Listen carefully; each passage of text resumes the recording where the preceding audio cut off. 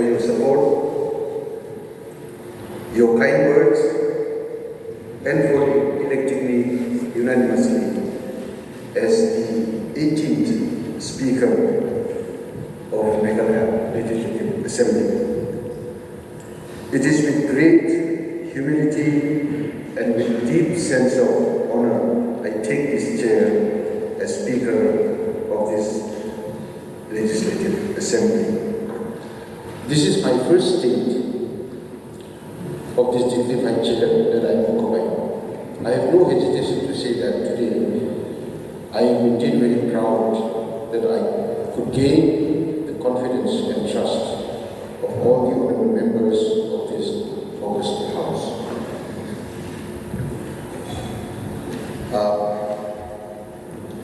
In reply to what epistle all I would say of this House, on this occasion I also remind each one of us of the legendary reply of Speaker Lenton of British House of Commons in the mid-60s when the House of Commons was attached by King Charles I.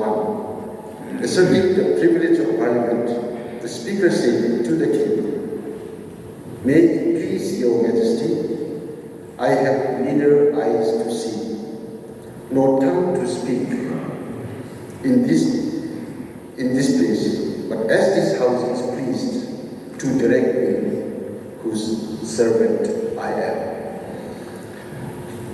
As Speaker, I want to express my sincerest appreciation to every one of you for the confidence you have placed in me and for the great responsibility that have been entrusted to me. I wish to take this opportunity to warmly welcome our newly elected members and also welcome back the returning members to this august House.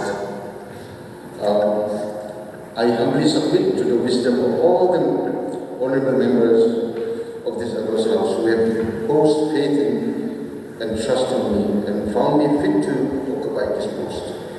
It will be my endeavor to see that the privilege and interest of this House and the legislature is protected and uphold the tradition of parliamentary democracy. It will also be my endeavor to gain the confidence of all the members of this august House and look into their interests irrespective of party affiliation. At the same time, I also look forward to constructive advice and suggestions from both sides of the House. I therefore want to facilitate good, free-flowing debates where the desired outcome is better policies and laws. I expect the members to debate vigorously, but